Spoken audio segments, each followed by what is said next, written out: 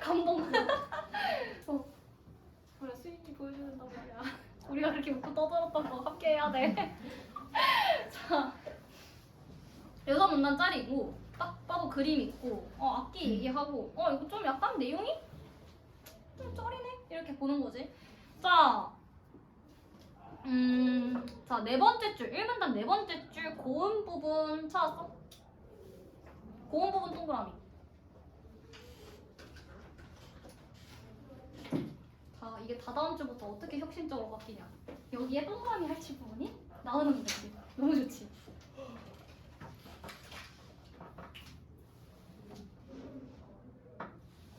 자, 그 다음에 중음 부분 동그라미. 중음. 그 다음에 그 밑에 줄 저음 부분 동그라미. 그러면 딱 봐도 이게 이 생황이라는 악기의 저음, 중음, 고음의 특징이겠지. 그러면은 고음 밝고 투명, 중음 부드러워, 저음 소박하고 우렁차구나 라고 그냥 거기다가 체크를 해주면 돼. 굳이 내가 좀 이런 거 연습을 해보고 싶다 라고 하면 1문단 옆에다가 뭐 고음, 중음, 저음 하고 여기다가 옆에 맑고 깨끗하다, 뭐 중간에 부드럽다, 옆에다가 우렁차고 소박하다, 뭐 이렇게 적어놓을 수 있는 거겠지. 이 문단 볼게. 생황으로 연주하는 음악으로 수령음이라는 게 있대. 자, 수령음 해놓고 지금 옆에 그 따옴표 돼 있지. 그러면 나보고 거기에 지금 좀 관심을 가져달라는 얘기야. 전설엔 동물인 용이 마치 물속에서 울음을 우는 듯한 신비한 느낌을 준다고 한다. 그렇구나. 선녀와 용, 그 이미지를 상광이라는 악기를 통해 표현한 것으로 보아 이 악기가 가진 음색을 짐작할 수 있을 것이다. 자, 음색 동그라미. 그리고 우리 1, 2문단에 딱히 내용이 그렇게 많진 않았지. 1, 2문단 묶어서 생황의 음색이라고 얘기할 수 있지 않을까? 그치? 1, 2문단 묶어서 생황의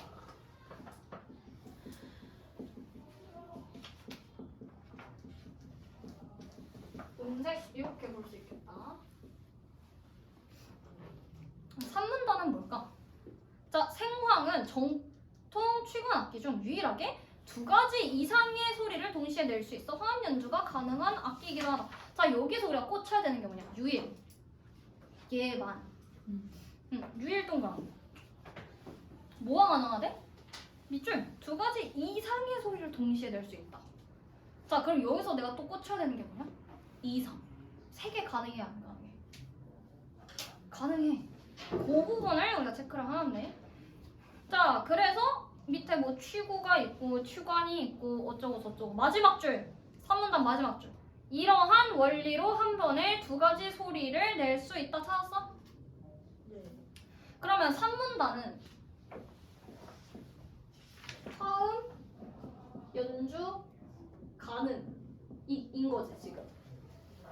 핵심 내용이. 근데 그거의 원리를 앞뒤 그 중간 사이에서 지금 설명해주고 있지. 그러니까 만약 화음 연주가 가능한 원리가 어떻게 되냐라고 물어보면 어디로 가면 돼? 3문단 중간쯤에 가서 이 원리로 되는구나 라고 찾아주면 돼.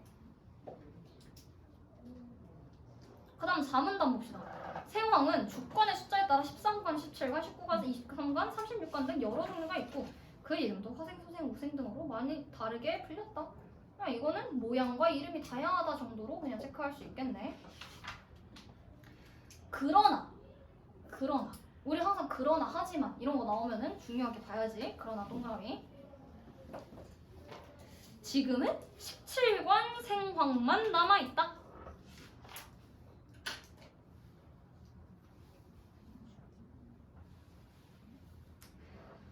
17개의 주관 중 하나는 윤관이라 하여 소리를 내지 않으므로 그 음역을 12율 4청성이라 한다. 자, 이거 외울 수 있겠어? 못 외울 것 같은데?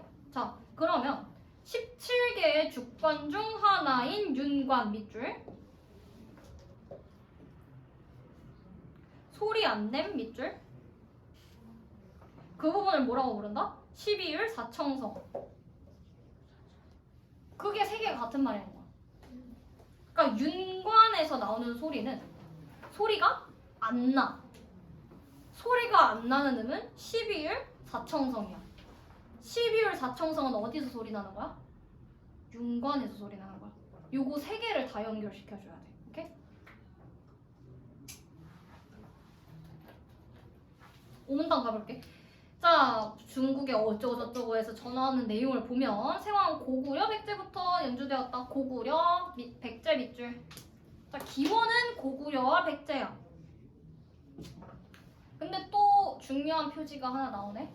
하지만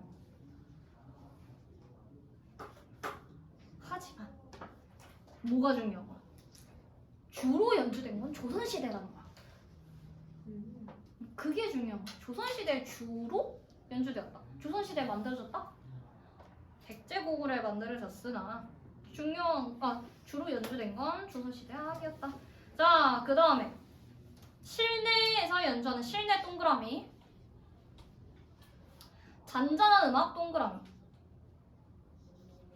조선시대 악에서 실내에서 연주하고 또 잔잔한 음악에서 연주했대. 근데 밑에 X들이 나와. 밑에 독주나 합주보다는 이라고 돼 있어. 그럼 독주 X, 합주 X가 되는 거지. 그러면은 생황은 독주로 주로 연주되었다. 맞는 말이야? 아니지. 뭐 합주로 많이 이용되는 악기였다? 아니. 뭐랑 어울렸다? 단소 동그라미. 그럼 5번에서 우리가 X 동그라미로 정확하게 잘 정보 정리했으니까 선지에서 잘 걸러낼 수 있겠지. 자, 6번 별 내용 없어. 잘 없었는데 최근에 많이 생기고 있다. 이런데 우리가 관심을 가질 필요가 있다. 이런 얘기 하고 있네. 어렵지 않지? 맨날 우리 전통악기 나오면 맨날 이 얘기하지. 자, 그 다음에 4번 그 91페이지에 있는 비문학 질문 봅시다. 자, 이거는 좀 그래도 정리할 필요가 있고 또 오늘 하필 공부한 문법이랑 관련된 부분이라고 좀 제대로 정리를 해볼게. 자, 이거 5문단짜리야. 찾았어? 1, 2, 3, 4, 5. 자, 일단 1번 보면은 세 번째 줄 그런데 동그라미. 세 번째 줄에 마지막 줄에 그런데. 2문단의 세 번째 줄에 그러나.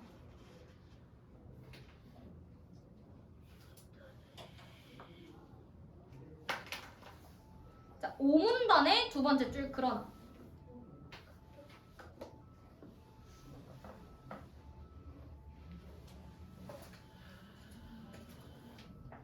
자, 1분단 볼게. 천둥을 알리는 번개불, 위험을 알리는 긴박한 소리 등은 일종의 신호이다. 신호는 자연적인 관계에 의해서 어떤 물리적 사실이 다른 물리적 사실과 연관된다.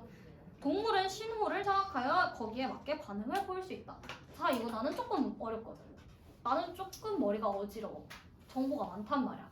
그러면 이걸 어떻게 좀 편하게 정리를 할 수 있을까를 생각을 해보면, 자, 번개불, 긴박한 소리 정도는 내가 알겠어. 왜냐면 일상생활에서 자주 마주치는 거니까. 근데 이게 뭐래 지금? A 하고 신호래. 신호.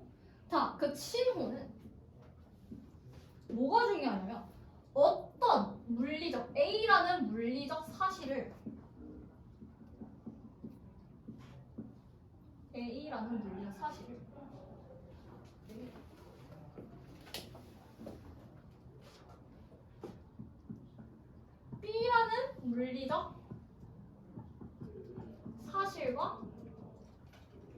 연관짓는데, A라는 물리적 사실과 B라는 물리적 사실을 연관짓는데.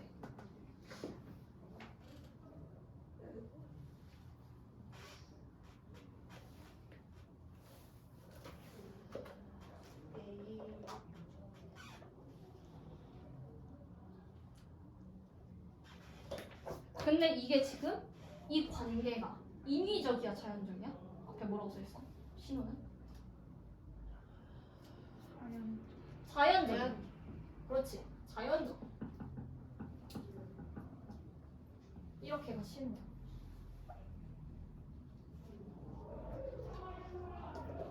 아까 우리 반이 저랬겠지? 네? 저기 시끄러운 반처럼 우리도 엄청나게 깔깔거렸지. 자, 그래서 동물이 신호를 이용한대. 그래서 동물이 신호를 이용하여 적절히 그에 맞는 반응을 하더라까지가 세 번째 줄까지의 내용일 것 같아. 예를 들자면 뭐 안 좋은 일이 있으면 새들이 갑자기 뭐 어디론가 다 날아가나 됐을 거예요. 그렇지? 뭐 새들이 그렇게 한 이유가 있겠지. 그걸 신호로 새들이 이용해서 어떤 반응을 하는 거지. 근데 우리가 그 1문단에 이미 동그라미 쳐놓은 게 있어. 그런데 그치? 이 얘기 안 할 거야. 그치? 인간. 그러면 이 순간에 우리가 뭘 느껴야 돼? 동물과 인간을 나누는구나를 느껴주면 돼. 아, 뭔가 그런데 의사소통 과정에 이러한 신호 이외에도 상징을 이용한다. 자, 인간 같은 경우는 당연히 신호도 이용해. 그치? 우리도 그 천둥 소리 들리면 번개가 쳤군. 뭐 이렇게 생각을 하잖아.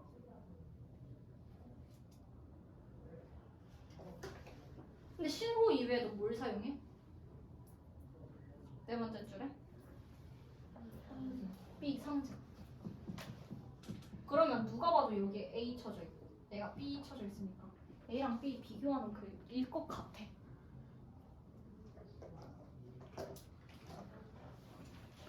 왜? 동물은 신호밖에 사용 못하고. 근데 인간은 굳이 상징이라는 거를 만들었거든. 자, 상징은 상징하는 내용과 상징되는 표현 사이에 자연적인 혹은 필연적인 관계가 없대. 자연적인 관계가.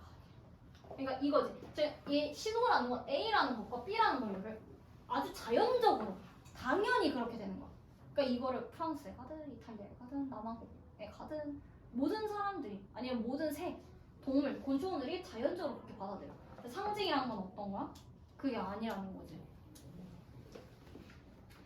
자, 그 의미를 배워야만 그 상징의 의미를 해석할 수 있게 된다. 인간은 상징을 만들어내고 그것을 이해하지만 동물은 그렇게 하지 못한다. 인간의 언어가 상징에 해당하는 기호 체계라면 동물의 언어는 신호와 반응에 의한 의사소통이다 라는 거를 얘기를 하고 있어. 오케이? 자, 1문단 이렇게 정리를 할 수 있을 것 같고 2문단 볼게. 인간의 언어는 자의성 그리고 이원성을 갖는다. 네모. 자의성, 이원성.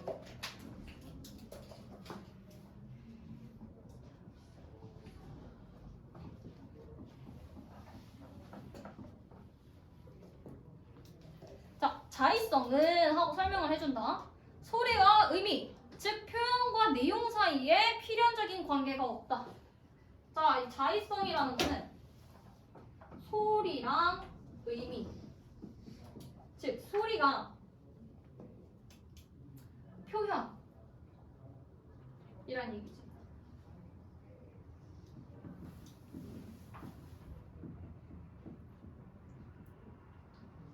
이 사이에 자연적인 관계가 없다. 필연적인 관계가 없다라고 얘기를 하고 있어.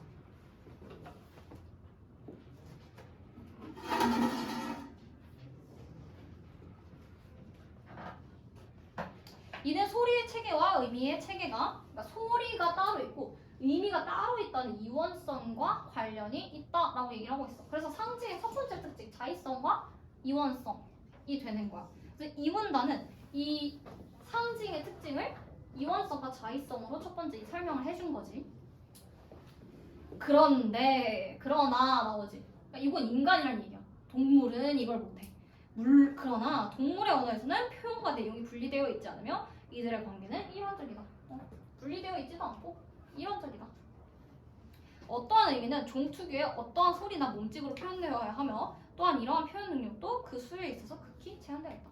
일단 동물은 못하고 인간은 한다가 이 문단의 내용이야. 자, 3문단. 인간의 언어는 소리 조각과 의미 조각으로 나눌 수 있다. 그러니까 우리가 이원성이라고 했잖아. 소리 체계랑 의미 체계가 따로 있어. 오케이? 그래서 소리 체계에 있는 거를 우리가 소리 조각이라고 얘기를 할 거고 의미체계에 있는 거를 우리가 뜻 조각이라고 할 거야. 오늘 우리 소리 조각했어. 대박이지. 이 소리 조각에 해당하는 게 의문이야.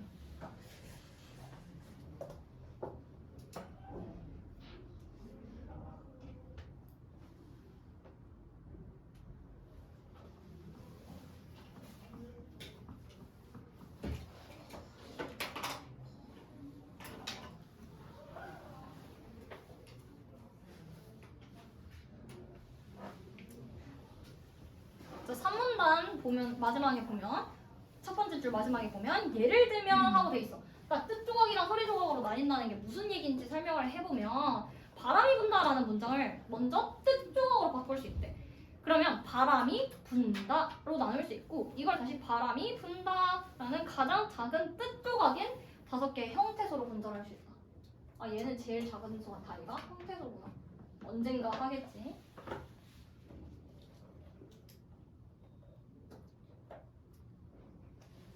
형태소 할 때쯤에 한번 비명 지르면서 아 5분 다시 하면 안 돼요 하게 될 거야. 자 또한 하면서 이제 네 얘기가 바뀌고 있어. 지금 여기서 뜻 조각 얘기했지. 또한 하면서 소리 조각 설명을 할 거야. 이 문장을 소리 조각으로 나눌 수도 있는데 우선 바람이 분다라는 음절로 나눌 수가 있고 이것을 다시 바 어쩌고 저쩌고 저쩌고 11개의 가장 작은 소리 조각인 음소로 분석할 수 있다. 오늘 우리 음소 했지? 자음 모음 했지? 자, 그래서 3문단은 이 2문단 자의성, 유연성에 대해서 조금 더 설명을 해준 거네. 이거랑 이거랑 서로 체계가 다르다. 그래서 이 책에는 이런 게 있고 이 책에는 이런 게 있다라고 3문단을 2문단을 조금 더 깊게 들어간 내용이야. 4문단 봅시다. 인간의 언어는 인간의 유한한 언어 요소를 가지고 무한한 언어 활동을 창의적으로 할 수 있다는 데서 그 진가를 발휘한다. 그렇구나. 어린아이의 언어 습득은 이러한 창의성으로 이루어진다. 그럼 두 번째 특징, 창의성. 솔직히 앞에서 자의성, 이원성이라고 성으로 안 맞춰줬으면 창의성 못 찾았을 것 같아.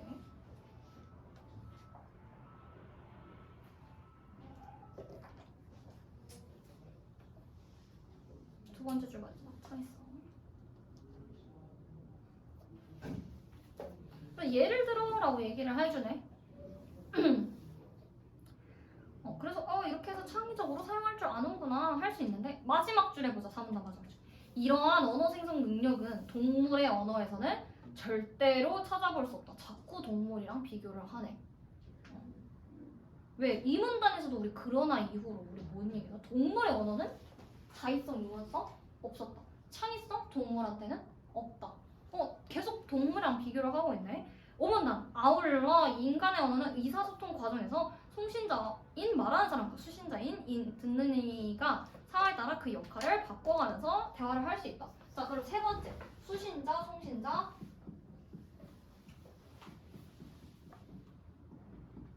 교환 가능.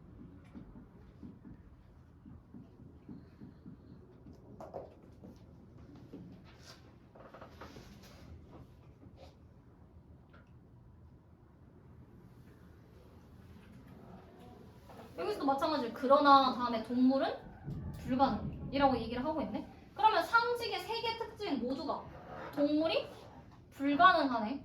인간만 가능한 거네. 그래서 상징이 전체적으로 인간만 가능한 거네. 이해가 되지? 자, 그래서 또한 다음에 네 번째 인간의 언어는 과거의 사실을 지금 전달할 수 있고 다른 곳의 상황을 이 자리에서 표현할 수 있지. 가 네 번째야. 과거의 상황, 그러니까 시공간 제약이 없다라는 거야.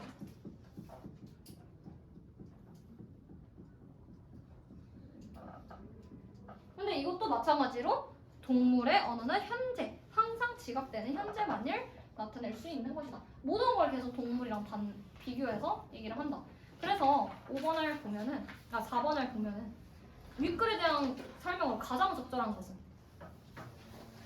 4번. 어떤 게 핵심이야? 앞에 동물의 언어와 대비하여 이 부분이 중요한 거지. 다 대비해. 4개 다. 그치?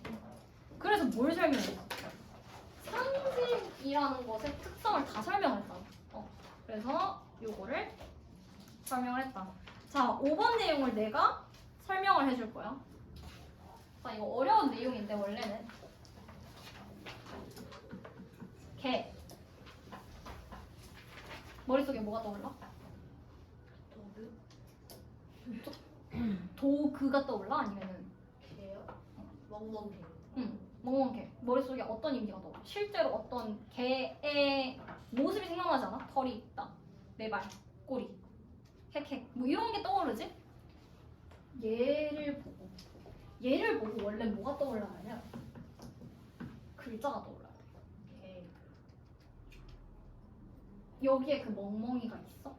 아니요? 자연적이지 않다. 얘 이걸 보면 아. 하자고 약속을 하는 거야. 근데 만약 이게 자연적이야, 보편적이야, 누구나 이렇게 생각해면 우리가 이탈리아를 가서 개라고 얘기해도 그 사람들은 이걸 생각해야 돼. 그 사람들은 다른 약속을 한 거야.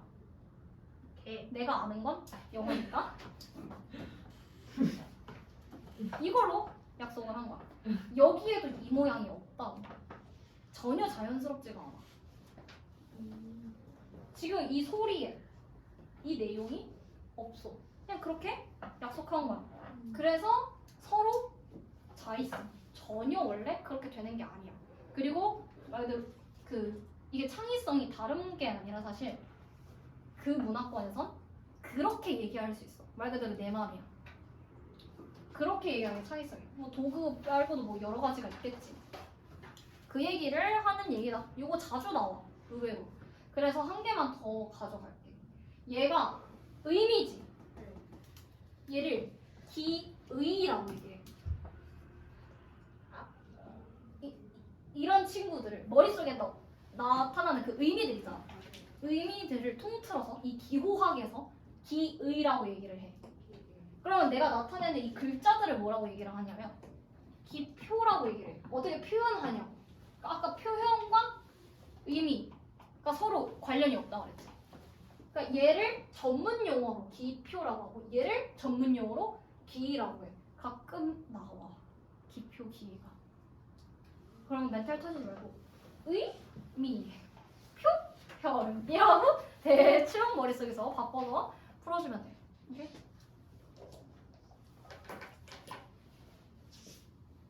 많이 어렵게는 안 나올 거야. 그 다음에 모래시계 보자. 93페이지. 모래시계 몇 분단이야? 3개짜리. 세 문단? 응, 3문단밖에 안 돼. 그래서 이거는 약간 구조를 뭐 파악하기보다는 안에 있는 그 내용을 어떻게 좀 간편하게 정리를 할 수 있을까가 핵심인데. 자, 1문단 볼게. 별 내용 줄거 없어. 모래시계 모르는 사람 없어. 어렸을 때 다 갖고 놀았어. 자, 그러니까 앞부분 그냥 쭉 내려갈게. 모래시계 어떻게 생겼는지도 알고 어떻게 쓰는지도 알아. 자, 1문단 마지막에서 세 번째 줄 볼게. 여기서 모래의 윗부분에 존재하는 모래의 질량을 M이라고 하는데, 모래시계 이렇게 생겼는데 여기에 존재하는 모래의 양을, 모래 질량을 대문자 M이라고 하는데 소문자 M.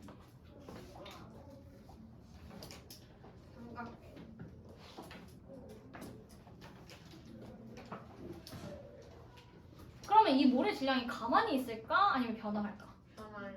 변화하지. 왜? 시간이 지남에 따라 계속 내려가니까. 뭐지? 뭐지?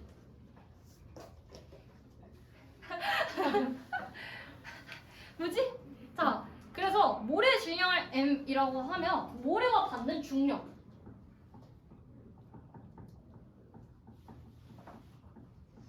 F가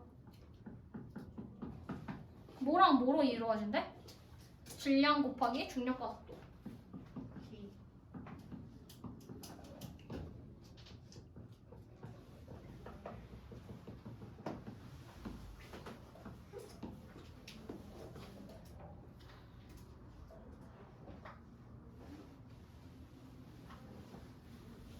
근데 문제가 뭐냐? 그 밑에 보면은 밑에서 두 번째 줄, 1문단 밑에서 두 번째 줄. 모래가 단위 시간 동안에 일정량만큼 떨어지면 요거 델타라고 합니다. 세모가 아니라 델타 M 윗부분이 모래 질량 변화량이 일정하기 때문에 중력 F의 크기도 일정하게 줄어든다. 자, 요 세모를 변화량이라고 얘기해요. 왜냐면 우리 뭐라고 그랬어? 얘가 계속 가만히 있어 아니면 바뀌어. 바뀌는 값을 우리가 세모라고 할 거야. 계속 바뀌잖아.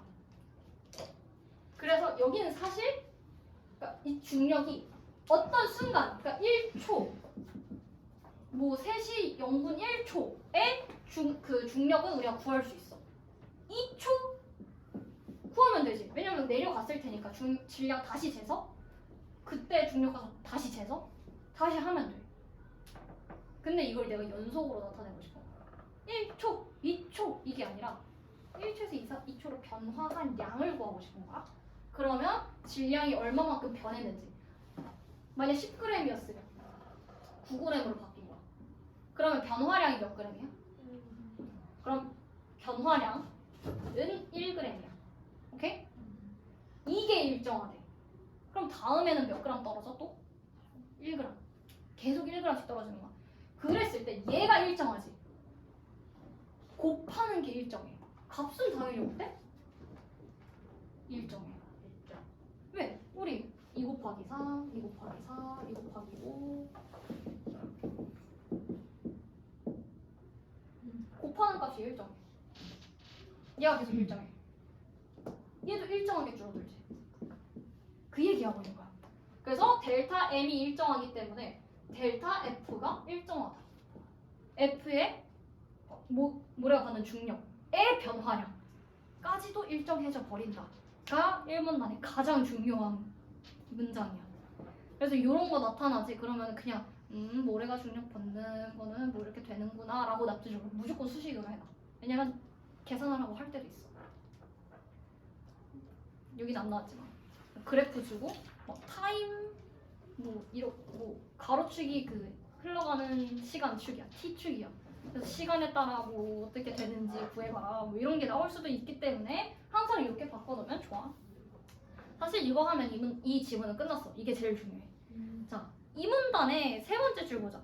근데 어떻게 속도가 느려지지 않는 것일까 밑줄. 이게 일정하다고 그랬잖아. 질량 내려가는 게. 왜? 라고 묻고 있는 거지. 근데 이거 우리 뭐라고 했지? 왜 그런 것일까? 진짜 궁금해서 나한테 묻는 거야? 자문자답이지? 뒤에 뭐래? 그것은 바로 자기가 얘기해. 나한테 물어놓고 그것은 뭐로 뭐 때문이냐? 동그라미? 마찰력 동그라미. 자, 그러면은 이 델타 M이 계속 1g으로 일정한 이유가 뭐 때문이다? 마찰력 때문이다. 그렇구나. 그리고 뒷부분도 설명해줄 게 뻔하거든? 근데 난 성격이 급해서 바로 원리로 안 들어가고 결론부터 찾는 편이야. 이 문단 마지막 분 보자. 따라서. 따라서 동그라미.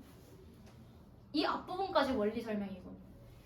따라서 모래시계에 모래가 떨어지는 속도는 윗부분 모래들이 누르는 압력과 상관이 없다. 압력과 상관이 없다. 체크. 그러니까 나한테 줄줄줄 설명을 해줬어. 아, 이렇게 돼서 1번 과정 거쳐서 2번 과정 되고 2번 과정 거쳐서 3번 과정 되는 거야. 그래서 모래들이 누르는 압력과 상관이 없는 거야. 결국에 해주고 싶은 말이 뭐야? 상관이 없는 거야 를 설명해주고 싶은 거야.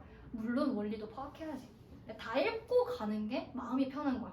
결국에 이 얘기를 뭘 하고 싶어서 하는지 파악하고 가면 편하니까. 그래서 이 마찰력 때문에 여기 뭐라고 했지? 속도가 그 압력과 관련이 없다. 이거 비례라는 뜻이지. 비례, 서로 상관이 있다는 뜻이잖아. 그게 없다라고 마찰력으로 설명해 줄 수가 있다. 자, 3문단 볼게. 모래의 유출 속도는 계속 속도 얘기하고 싶은 거야. 그러니까 이 문단에 속도가 일정한 이유 얘기를 했잖아. 3문단에서 그 속도를 어떻게 조절할 수 있는지 얘기가 나온다. 자, 모래시계 안에서는 시간에 따라 변하지 않고 일정하다. 오케이?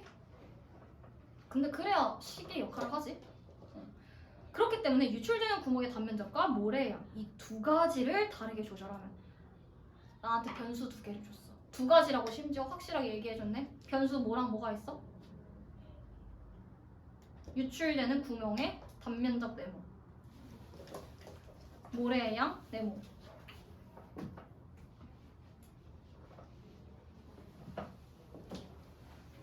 자, 속도에 영향을 주는 친구들은 지금 구멍의 단면적과 일단은 구멍의 단면적이라는 친구가 있고 모래의 양이라는 친구가 있어.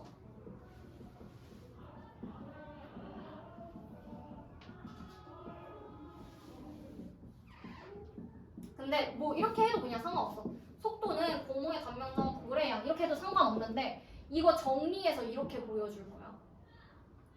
자, 근데 얘네가 어떻게 영향을 미치는지를 파악해야 돼.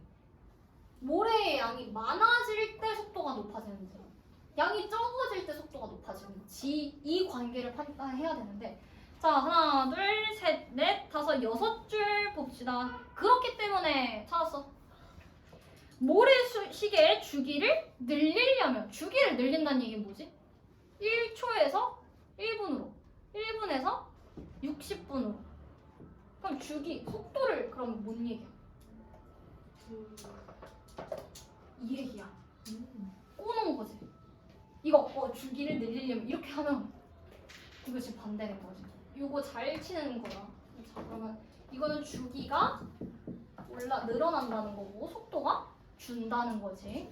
그러려면 어떻게 해야 돼? 유출되는 구멍의 크기를 줄이고 모래의 양을 늘리고. 이렇게 해도 충분해. 이렇게 해도 충분한데 굳이 난 한눈에 완전 깔끔하게 보고 싶어.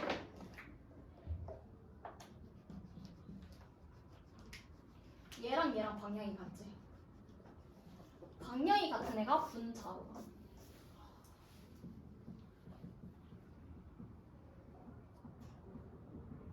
얘랑 방향이 반대지. 그런 애가 분모로가.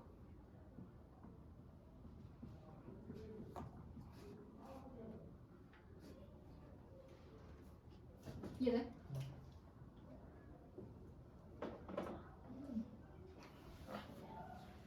이거 이렇게 바꾸면 진짜 편해. 왜냐면 실제로 내가 값을 넣어볼 수 있거든. 모래 양이 10인 경우와 5인 경우, 구멍의 단면적이 10인 경우와 5인 경우를 싹 다 넣어봐서 계산이 가능해. 그랬을 때 어느 경우가 가장 속도가 높은지 혹은 속도가 낮은지를 확실하게 구분 가능하기 때문에 이거 내가 이렇게 만약 정리했어. 완벽해. 이것도 100점이야. 충분히 문제는 풀 수 있어. 잘했어. 근데 난 그 이상을 원해. 만약 난 200점을 원해 라고 한다면 이렇게 바꾸는 연습을 해보는 게 좋다. 이거 어떻게 바꾼다고? 같으면 위에, 다르면 아래. 이렇게 바꿔주면 돼. 그래서 이 지문은 요거 아까 전에 저 수식 하나랑 요거 수식 하나랑 뽑으면 끝나는 문제였다. 자, 95페이지 갑시다. 요것도 3문단밖에 안 돼. 내용 정말 없어. 자, 1문단 보자. 고대 서양의학을 대표하는 인물 가장 유명한 사람은 히포크라테스다. 여기서 의대를 꿈꾸는 친구들도 있을 거야. 그러면 의대 입학하면 히포크라테스 선서를 외우고 시작을 하지. 그런데 갈레노스 아는 사람은 많지 않다. 나도 처음 들었어. 너희도 처음 듣지? 그런 사람을 소개해.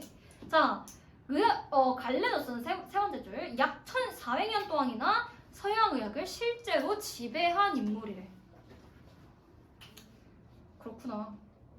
그래서 밑에 쭉 읽어보면 그 사람의 생애를 얘기를 해주고 있어. 뭘 했고 해부학과 이학관을 시작했다. 자, 1문단 내용이 별로 없어. 그냥 갈레노스에 대한 소개야. 2문단 보자. 갈레노스는 동물의 부와 실험을 통해 의학적 지식을 얻는 방법론을 제시했다. 자, 이 부분 밑줄 치자. 갈레노스가 한 거잖아. 확실하게 뭔가 역사에서 뭘 제시했다. 어떤 역할을 한 거지. 그래서 이 방법론인데 밑에 예시들이 엄청 나와. 여러 장기의 기능을 밝혔고 근육과 뼈를 구분했고 7쌍의 뇌신경을 구분했고 심장 칸막을 묘사하고 정맥과 동맥의 차이점을 관찰하고 뇌가 목소리가 조절한다는 사실을 증명하고 근육의 조절 기능을 설명하고 소변이 관광에서 만들어지는 게 아니라는 걸 묻고 라고 예시를 엄청나게 나한테 쏟아내.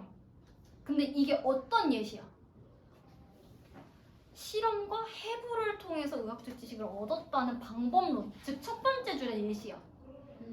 오케이, 근데 우리 예시는 디테일한 부분이지. 안 챙길게. 어딜 챙겨야 되냐? 이처럼 동그라미. 앞에 예시들을 통해서 자기가 결론을 얘기하고 싶다는 거야. 이처럼 뭔 얘기하고 싶냐? 의학 이론 대부분을 해부와 실험을 통해 증명하려고 했다. 밑줄. 이거 어떤 말이랑 똑같아? 이 문단 첫 번째 줄이랑 똑같은 것 같은데. 이 문단이 하고 싶은 얘기는 뭐야? 그러면 갈레노스는 해부와 실험을 통한 방법론을 제시했다. 이런 얘기를 하는 것 같네. 자, 3문단. 뭐로 시작해? 그러나. 그리고 또 어떤 거 동그라미 쳐야 돼? 문제점. 자, 그럼 이 문단은 확실하게 그 사람의 의의야. 그럼 3문단은 문제점 및 비판이겠지.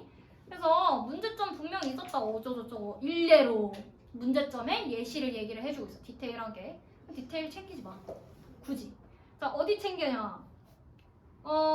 1, 2, 3, 4, 5. 다섯 번째 줄. 그의 의학이론은 인체를 직접 해부할 수 없었던 로마 시대의 제약으로 많은 오류를 범했다. 아, 이게 문제점의 원인이 되겠다. 직접 해부는 안 됐구나. 사람 진짜 해부는 안 됐구나. 그럼에도 불구하고 절대적인 교리로 여겨지게 되었다. 절대적인 교리 동그라미. 그리고 그 밑에 줄 보면 이 교리는 16세기까지 악영향을 끼쳤다. 악영향 동그라미. 그러면 계속 똑같은 얘기하고 있네? 그러니까 맨 첫 번째 줄에 문제점 얘기했지. 그리고 그때 절대적인 교리가 되어 악영향을 미쳤다. 이거 계속 안 좋은 얘기지. 여기까지 안 좋은 얘기야. 근데 또 뭐가 나와? 악영향을 끼치게 또 했다. 다음에 바로 뭐가 나와? 합리적인 방법. 악영향을 끼치기도 했다. 하지만 또 바뀌어. 하지만 하고 밑줄 쭉 치면 돼. 비합리적의 방법에 의존하던 의학계를 동물 해부와 실험이라는 합리적인 방법으로 연구하도록 이끌었다는 점에서 그 일을 찾을 수 있다. 이 부분 다시 한번 강조하면서 얘기를 하고 있지. 어려워? 구조 하나도 안 어렵지. 그래서 숙제는 카톡으로 얘기를 해줄 건데 지금 카톡 확인되나? 오케이, 그러면은 숙제는 카톡으로 확인하는 게 훨씬 기억도 쉽고 정리도 쉬우니까 그렇게 정리를 해주겠고, 다음 주에 좀 숙제가 있는 편이야. 지금 우리 오늘 문법 그것까지 복습해야 되잖아. 다음 주에 100개 하려나? 그래서 좀 카톡 꼼꼼하게 읽어.